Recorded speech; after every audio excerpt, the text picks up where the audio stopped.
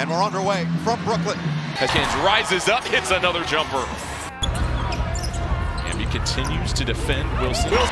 Sparks just have to protect the basketball right now. Kins, long distance three, pulls up and puts it in. You know, it's really sad, man. Every time I think the WNBA can't look worse, they find a way to do it. So now we got Tiffany Hayes. She's on Threads, responding to fans who are talking crazy about Caitlin Clark. And it's just like, Tiffany Hayes, all right, you are a good basketball player. You had every opportunity to show that you was better than Caitlin Clark. And in all reality, you couldn't do it, all right? You was doing you, but when Clark landed that bomb from Baghdad on you, you quickly got in your feelings, which made no sense because you was crying the whole game. Tiffany Hayes made one massive mistake against Caitlin Clark. She thought getting physical, talking trash, and clapping in Clark's face would throw her off. But instead, she woke up the most dangerous version of Caitlin Clark we have seen all season. Because after that moment, Clark did not just play better. She started hunting Golden State. And the scary part is, the more emotional the game became, the more locked in Caitlin Clark looked. Now, you would think with everything that has happened online with Tiffany Hayes and the hot mic situation, she would have just left the entire thing alone. Well, I'm here to tell you, she opted not to do that. Now she's going online, going back and forth with Caitlin Clark fans, and she's subliminally still going on with a verbal assault against Caitlin Clark and her fan base. Bro, this whole thing is getting bad. And as of right now, to me, from the outside looking in, the WNBA has to do something. Now, I know everybody got like the freedom of speech and all of that, but when it starts turning into hate speech, that's where we got to draw the line. Because as of right now, it is looking like Caitlin Clark is a target simply because she's having a spectacular start of the season. All of this hate is starting because Caitlin Clark is whooping ass and taking names. The Golden State Valkyries came into this matchup with a clear plan. Pressure Clark, bump her, trap her, make her uncomfortable before she gets into rhythm. That has become the league's favorite strategy against Caitlin Clark. Teams know if they let her walk into her offense, the game can change in seconds. One deep three, one full court pass, one transition push, one crowd explosion. Suddenly, the entire building belongs to her. So Golden State tried to stop that before it started, but this game proved something the rest of the WNBA should probably be worried about. When Caitlin Clark gets emotional, it does not always break her rhythm. Sometimes it sharpens it, and Tiffany Hayes found that out the hard way. Yesterday we got the insane game. We got an insane game right here between Caitlin Clark versus Tiffany Hayes. And this is like good old fashioned. This is good old fashioned competitive basketball hatred. This is pure ball. Nothing more, nothing less. Yes, we have Caitlin Clark haters posting think pieces on Threads, getting hundreds of likes saying that teams should sign dev players whose only purpose is to go out and injure Caitlin Clark. But like, you know that's going to happen. These Threads is literally the most unhinged, like WNBA Threads is the most unhinged place in the world. It is the most unhinged place in the world. And I came from the NBA 2K community. I didn't think it was going to get worse than 2K. 2K's most toxic gaming. I didn't realize it was going to get so much worse with this stuff. But Tip Hayes versus Caitlin Clark was a movie. First of all, early in the game, Hayes came out aggressive. She attacked the rim. She hit tough shots. She played with confidence. And after one bucket, she started clapping right in Caitlin Clark's face. The cameras caught it. The crowd felt it. The benches noticed it. And in that moment, this stopped feeling like a normal regular season game. In the defense of Caitlin did get away with more push-offs today than she normally does. But as a referee, if you're going to let her get mauled, you have to allow the push-off. That's why I was saying at the start of the year when Caitlin was getting called for the offensive fouls and push-offs, I'm like, if the referees are going to call people for hand-checking you at the halfway line, then obviously you can't push off. And I think Caitlin doesn't even get separation to push-offs. It's actually frustrating.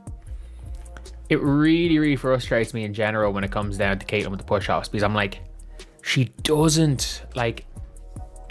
actually doesn't get anything from the push-offs. She does it out of habit.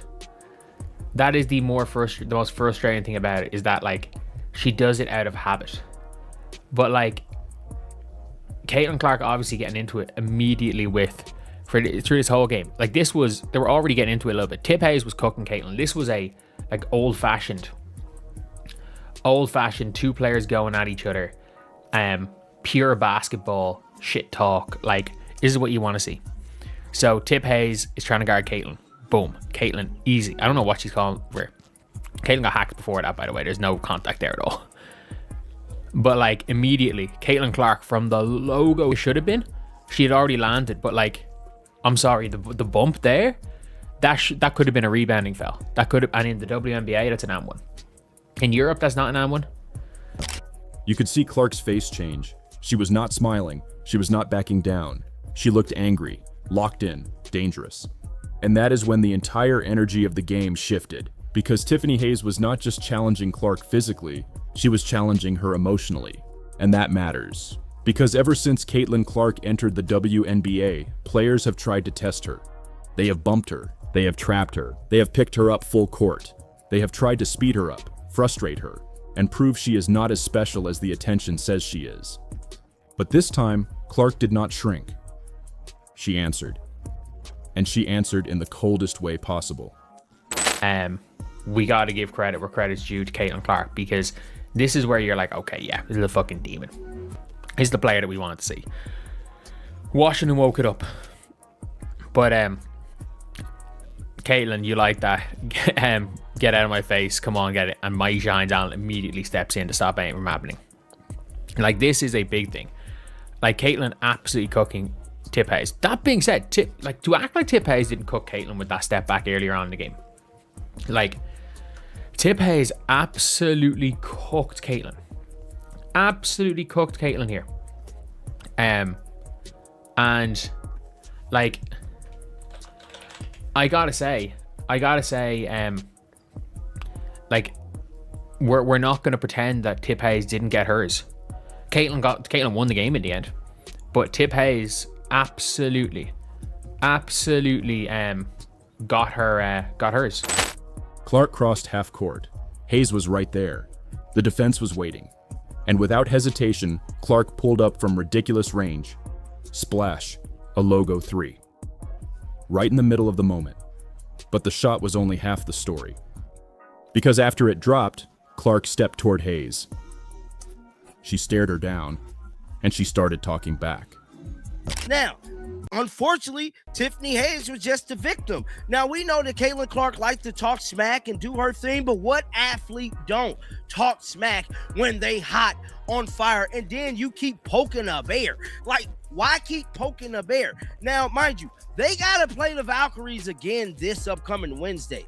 Now, Caitlin Clark is at the Indy 500. Look like she's not tripping off none of this stuff involving Tiffany Hayes. She has not spoke about it. She has not tweeted about it. She is minding her own business, taking pictures with babies, out there being the Grand Marshal, well, the best Grand Marshal ever. Thousands of people walking up to get her autograph. But instead, we got this hate speech coming out of the pipeline in regards to Tiffany Hayes. Something has to be done, bruh. Something has to be done. Golden State looked rattled. The shots that were falling early stopped looking easy. Drives to the rim became rushed. Layups started missing. Possessions got messy. And while the Valkyries were trying to regain control, Clark looked more comfortable with every minute. That is the part that should scare the rest of the league. Today, Tiffany Hayes, she started a fight that she wasn't ready to engage in. As soon as Caitlin Clark stared her down after hitting a logo 3 in her face, said, hey, it's me and you, girl. What you got? From that moment on, Tiffany Hayes collapsed. ISO ball, she would get, they would switch CC onto her. She would try to take her to the rack. Tiffany Hayes throwing up garbage at the rim. Layups off the backboard, off the stanchion, missing the whole entire, missing it completely. Tiffany Hayes, she picked a fight with CC. She wasn't ready to get into it. And I'm saying she picked a fight because she started it, Caitlin Clark finished it. Because this was not just Caitlin Clark hitting deep threes. This was the full Caitlin Clark package. Pull-up bombs, quick reads, thread the needle passes, transition pressure, mid-range shots, physical defense, and even hard screens. She finished with 22 points and 9 assists, barely missing another double-double while controlling the pace of the game.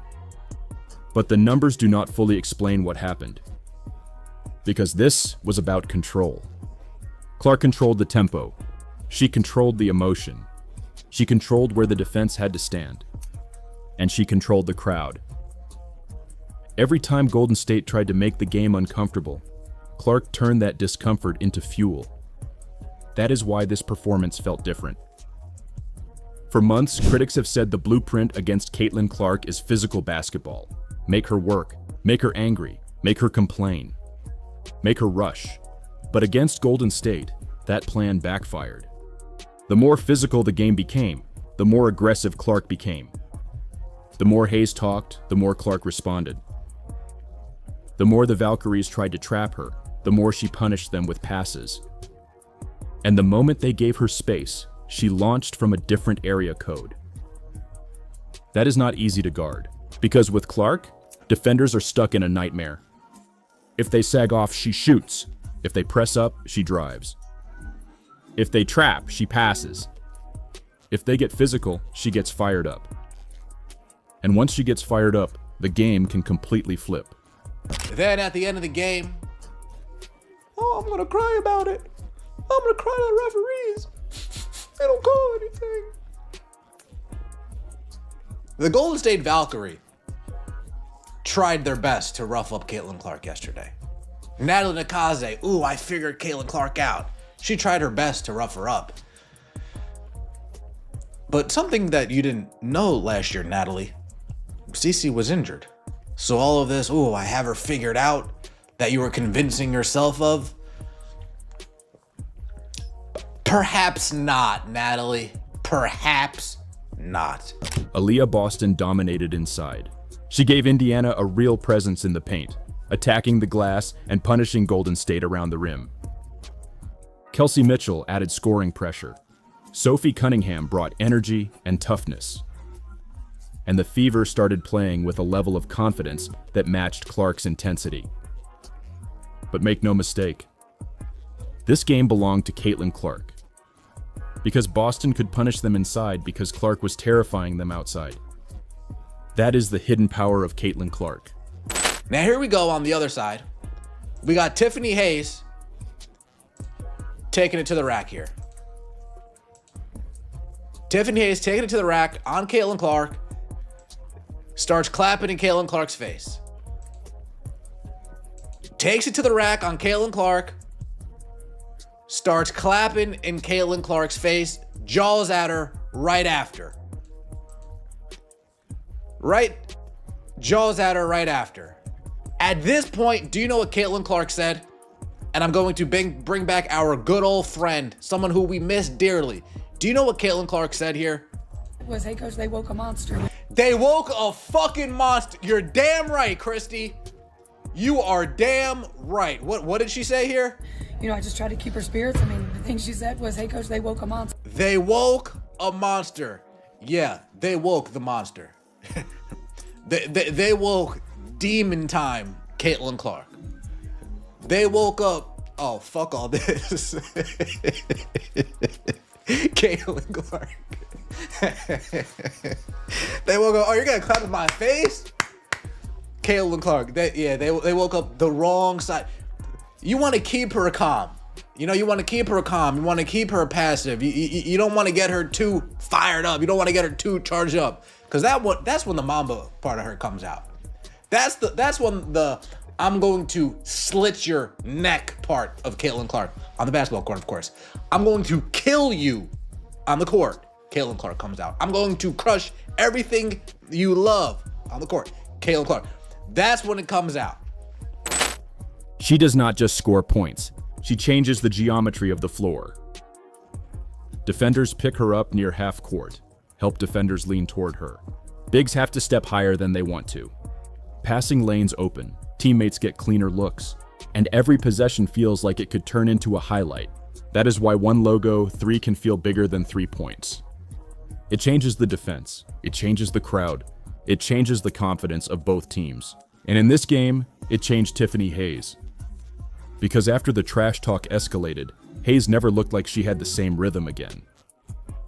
That is what fans noticed immediately. She started the game with confidence. But once Clark fired back, the whole situation flipped. And after the game, the drama did not stop. When Hayes spoke post-game, fans felt she tried to downplay what happened. Instead of simply admitting Clark took over, the message was more about Golden State needing to fix the little things. But that is why the reaction online exploded. Because fans were not buying it. This did not feel like a few little things. This felt like Caitlin Clark taking the game away from them. You do not accidentally stop a player from pulling up near the logo. You do not accidentally stop a player who is throwing full. That is the bigger story. Last season, teams tested Clark to see if she could handle the physicality. Now, when they test her, she responds with deeper shots, louder moments, and more confidence. That is a dangerous evolution. Because if Caitlin Clark combines elite shooting, elite passing, and this kind of killer mentality, the Fever become a completely different problem. She is not just a scorer. She is not just a passer. She is not just a draw. She is the player who changes the emotional temperature of a game. And that is why the Tiffany Hayes moment mattered so much. It gave Clark a target. It gave the crowd a reason to explode. And it gave the Fever the edge they needed. Some players get quieter when the game gets heated. Caitlin Clark got louder. Some players avoid the moment when defenders start talking. Clark walked straight into it. Some players try to calm everything down. Clark turned the chaos into a weapon. And that is why this moment is going to keep getting replayed. The logo 3. The stare down, the jawing, the physicality, the crowd reaction, the post-game debate. It all pointed to the same thing. Caitlin Clark is no longer just the player everyone is watching. She is becoming the player opponents are afraid of waking up. And that is why Tiffany Hayes may have made the biggest mistake of the night. She tried to get under Caitlin Clark's skin, but all she really did was unlock her. Because Clark did not just win the moment, she owned it. She made the shot, she talked back, she controlled the pace, and she reminded everyone that if you turn a Caitlin Clark game into a personal battle, you better be ready for what comes next. Tiffany Hayes did not expose Caitlin Clark. She exposed what happens when you make Caitlin Clark angry. So now the question is simple. Did Tiffany Hayes make a huge mistake by waking up Caitlin Clark, or is this just the beginning of Clark taking over the entire WNBA? Let me know in the comments. And if you're still watching, drop Clark woke up in the comments.